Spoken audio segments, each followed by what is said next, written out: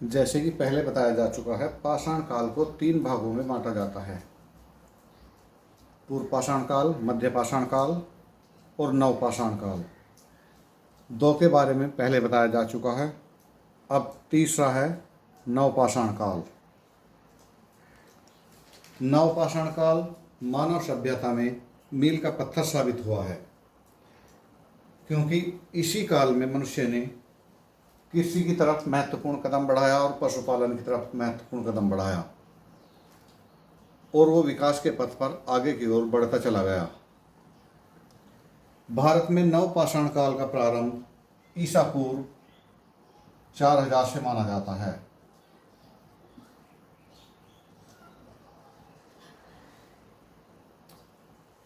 भारत में ले मुशीरियर ने 1860 में उत्तर प्रदेश की टोंस नदी घाटी में पहला नवपाषाण काल का प्रस्तर उपकरण प्राप्त किया था।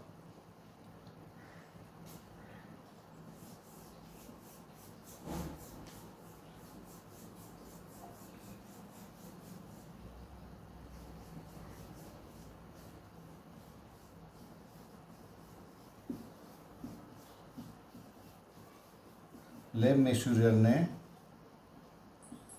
1860 में टोंस नदी घाटी में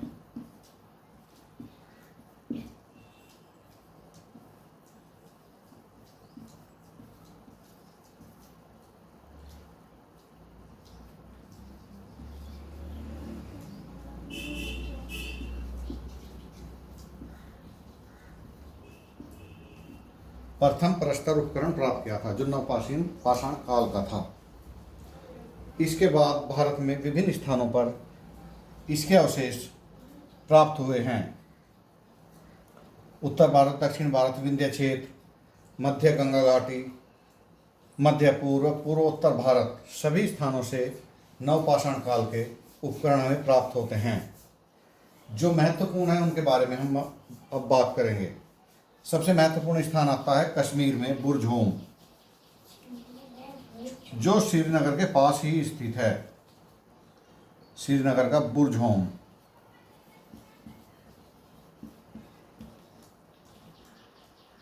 यह स्थल नवपाषाण कालीन महत्वपूर्ण स्थल है, जिसकी खोज 1835 में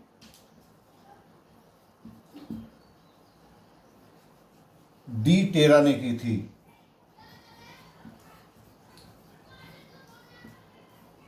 डी टेरा ने खोजा था इस स्थल को, और इस पर अनेक बार इस उत्खनन कार्य किए गए हैं। जब भी उत्खनन कार्य किए जाते हैं, कुछ नया ही प्राप्त होता है। यहाँ पर प्रस्तर उपकरण विभिन्न प्रकार के प्राप्त हुए। भाले, तीर कमान, हथौड़ी, छेनी, इस तरह के। यहाँ की महत्वपूर्ण विशेषता है, गड्ढे बनाकर लोग उसमें घर बनाते थे, उसमें रहते थे गड्ढों में, और स्तंभ गर्भ के अवशेष भी प्राप्त हुए हैं। और यहाँ की एक महत्वपूर्ण विशेषता थी कि मनुष्यों को दफनाया जाता था, क्योंकि अनेक समाधियों में मनुष्य के कंकाल मिले हैं, और कंकालों के साथ उसके पालतू कुत्ते को भी उसमें दफनाया जाता था। इस प्रकार की प्रथा भारत के किसी अन्य नवपाषाणकालीन स्थल से प्राप्त नहीं होती है। यानी कि सावधान में कुत्ता।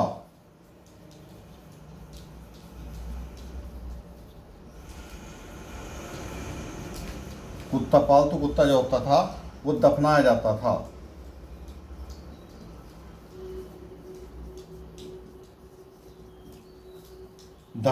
था। इसके साथ साथ कश्मीर में एक स्थल है गुफराल। वहाँ से सिलबट्टे और हड्डी की सुइयाँ प्राप्त हुई हैं। सिलबट्टे मिलने से यह अनुमान लगाया जाता था कि लोग अनाज को पीस कर खाते थे, यानी कि रोटी बनाने की कला उस समय आ चुकी थी। और सुइयों के अवशेष से मिलने से यह पता लगता है कि मनुष्य कपड़े सिलकर पहनने लगा था। यह मानव जीवन में महत्वपूर्ण क्रांति थी। इसके बाद उत्तर प्रदेश की बेलन घाटी में कोल्डीवाल स्थान है। उत्तर प्रदेश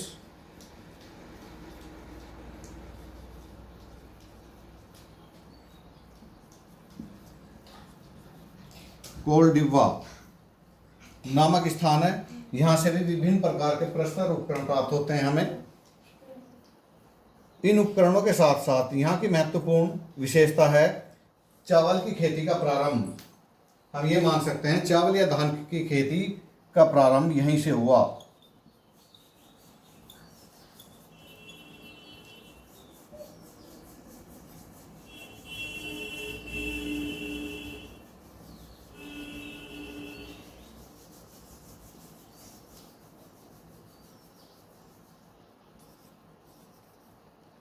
चावल की खेती का प्रारंभ कोल्डिवा से हुआ।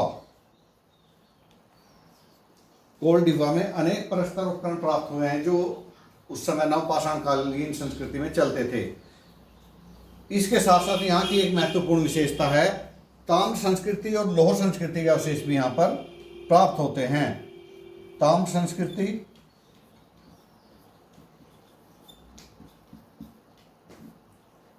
व लौह संस्कृति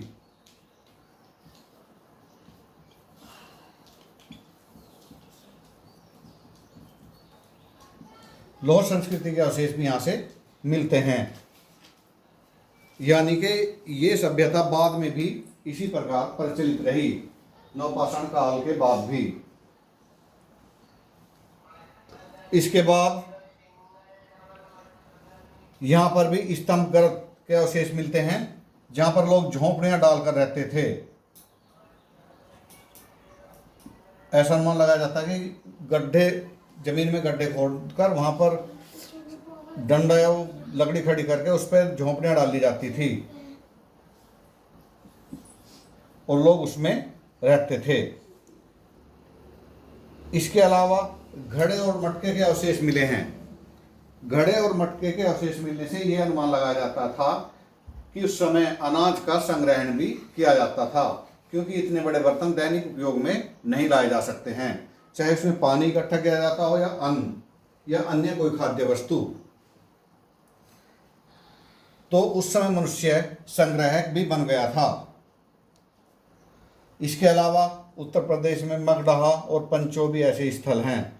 इसके अलावा बलूचिस्तान, पाकिस्तान में स्थित है बलूचिस्तान, वहाँ के मेहरगढ़ से हमें गेहूं की खेती के प्रचलन का पता लगता है कि शायद गेहूं की खेती का प्रचलन मेहरगढ़ से हुआ।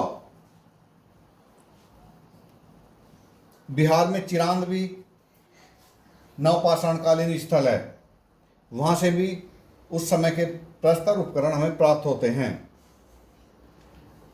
वैसे नवपाषाण काल में पत्थर के जो उपकरण हमें प्राप्त होते थे उनमें छैनी, हथौड़ा, बाण, धनुष, कुल्हाड़ी और पत्थरों के साथ साथ मिट्टी और हड्डियों के उपकरण भी हमें नवपाषाण काल में प्राप्त होने लगते हैं।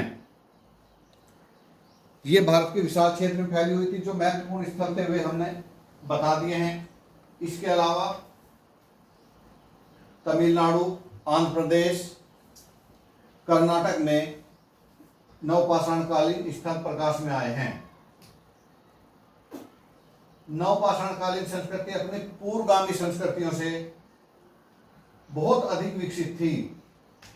उस समय मनुष्य पर स्थायी जीवन नहीं जीता था, मतलब एक तरह से पशुओं की तरह वह जंगल में घूमता रहता था और वो केवल खाद्य पदार्थों का उपभोक्ता था। परंतु अब मनुष्य खाद्य पदार्थों का उपभोग के साथ साथ उसका उत्पादक भी बन गया, यानी कि उन्हें वह पैदा भी करने लगा, क्योंकि वो कृषि कर्म जान चुका था, उससे वो पूरी तरह परिचित हो चुका था।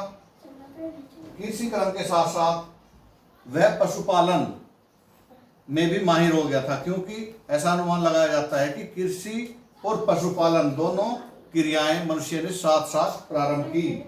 उस समय भैंस, भेड़, कुत्ता, बकरी, घोड़ा, गाय आदि पशु पाले जाते थे। इस काल में मनुष्य खाद्याबदोश या घुमक्कड़ न रहा। उसने निश्चित स्थान पर घर बसाए, जैसे कि बुरजोम और कोल्डिवा से हमें पता लगता है कि वो स्थायी जीवन जीने लगा था। और खेती के प्रारंभ से उसमें स्थायित्व और आ गया था। एक जगह स्थान पर रहकर वो विभिन्न प्रकार की खेती कर सकता था, उसे भोजन के लिए इधर उधर भटकना नहीं पड़ता था। इसके लिए दक्षिण भारत में ब्रह्मगिरी और संगल कल्लू में विशेष जानकारी प्राप्त होती है कि मनुष्य वर्षों तक या कई वर्षों तक एक ही स्थान पर रहा। इस काल में मनुष्य अग्नि के प्रयोग से पूरी तरह परिचित हो चुका था और उसका वो उपयोग करने लगा था। मृतकों को समाधियों में गाड़ने लगे थे, और अगर पूरे शरीर को नहीं गाड़ा जाता था तो मृतक व्यक्ति के अवशेषों को गाड़ दिया जाता था। अग्नि के प्रयोग से उसका जीवन काफी सुरक्षित हो गया था, क्योंकि इससे जंगली जानवरों से सुरक्षा मिलती थी। इसके अलावा विद्वानों का अनुमान है कि इस समय तक मनुष्य जंगली जानवरों के जो खाल होती है उससे कपड़े सिलकर पहनने लगा था। वस्त्रों की तो उस समय उत्पत्ति नहीं हुई थी, परंतु पशुओं की खालों के कपड़े बनाए जाते थे। उत्तर पाषाण काल या नवपाषाण काल में मनुष्य कला की ओर भी आकर्षित हो गया था, और चित्रकला के अवशेष हमें प्राप्त होते हैं। मध्य भारत की गुफा कंदराओं में हमें उस समय की शिकार करते हुए मनुष्य की चित्र मिलते हैं, चित्रकारियां प्राप्त होती हैं, जो भोपाल के निकट शैलाश्रों में और पर्वत गुफाओं में देखने को मिलती हैं। क्योंकि मनुष्य का पैसा उस समय शिकार था, तो उसने उससे संबंधित ही चित्र बनाए। इसके अलावा बर्तन व कंदराओं पर भी चित्रकारी के अवशेष प्राप्त होते हैं। इस प्रकार नवपाषाणकालीन मानव सभ्यता की ओर आगे बढ़ चुका था, जिसका परिणाम हम आज कंप्यूटर युग और मोबाइल युग के रूप में देखते हैं।